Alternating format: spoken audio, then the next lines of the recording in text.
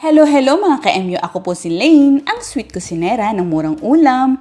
Mura ang chicken ngayon kaya bumili ako ng isang buo at niluto ko sa mas healthy way. Grabe, ang sarap! Heto na at paparating na sa mga lugar ninyo sa mga nanalo ng blue plates. Grabe, nakaka-excite at syempre pipili na rin tayo ng winners para sa mga golden plates natin. Abangan! Una, linisin muna natin ang ating chicken. Budburan ito ng rock salt. Rock salt ginagamit ko panlinis. At hugasan. Next, i-prepare naman natin ang sibuyas, luya, luyang dilaw, dikdikin, leek, at tanglad o lemongrass.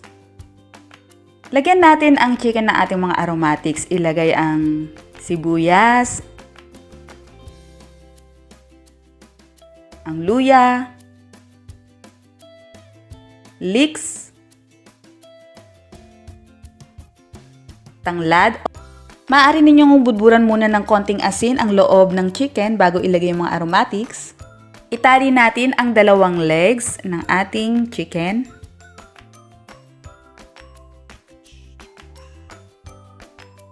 Sa isang bowl naman, magtimpla tayo ng toyo, oyster sauce, liquid seasoning, sesame oil, luyang dilaw, at paminta. Kung wala kayong luyang dilaw, wala naman pong problema, pangkulay lang natin to. Pwede naman kayong gumamit ng turmeric powder kung meron kayo o kaya paprika, pampakulay. Ngayon, ibuhos na natin ang ating soy sauce mixture sa ating chicken. Just keep on watching mga ka-MU para sa ating mahiwagang tanong. Lagyan din pati ang loob. Maaari ninyong budburan muna ng asin ang loob ng chicken para magkaroon din ng lasa sa loob. At imamarinate natin to for about 1 hour o kaya i-refrigerate overnight. Gawin nyo ngayon at kinabukasan lutuin. Then, baliktarin natin after 30 minutes. Baliktarin at ibababad pa rin natin for 30 minutes again. Ngayon, sa mas malukong na lalagyan, mag-prepare na tayo ng foil.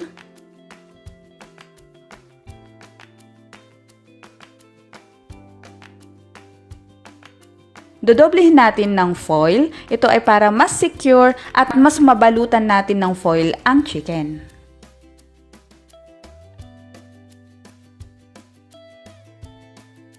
Ilagay na ang chicken. Ibuhos dito ang ating marinade sauce.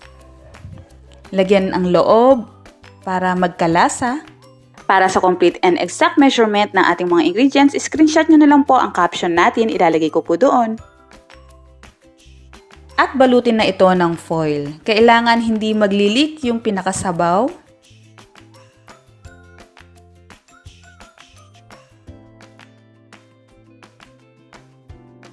Yan, maayos. Ilagay na natin to sa ating steamer. Pero hindi kasya sa steamer ko, no problem. Ilagay na lang natin mismo yung chicken kahit wala na yung lalagyan. Kailangan nakapagpainit na ng tubig. I-steam natin to over low heat sa loob ng 1.5 to 2 hours. Pero mas malambot talaga pag 2 oras. Yan, ito na, grabe ang bango. Narito na ang ating whole chicken steamed in soy sauce. At syempre, pwede ninyo itong iserve ng may sabaw at walang sabaw. Ang tanong mga ka-MU, kung ipiprepare mo ito, alin ang mas bet mo? Ipipresent mo siya with sauce o without sauce? I-comment ang iyong sagot at huwag na huwag kalimutang i-share dahil importante yun. Kine-check namin kung na-i-share nyo po sa inyong mga Facebook account ang ating mga video. At syempre, mananalo ka ng golden plates kaya hintay-hintay lang. Malapit na po kaming mamili ng mga mananalo. Grabe, ang lambot talaga nito. Ang sarap. Tsaka, sa sobrang lambot, humihiwalay ang laman sa buto.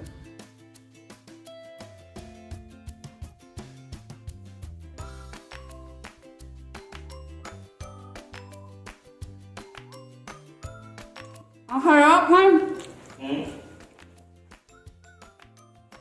What? Lambot. Ay, oo.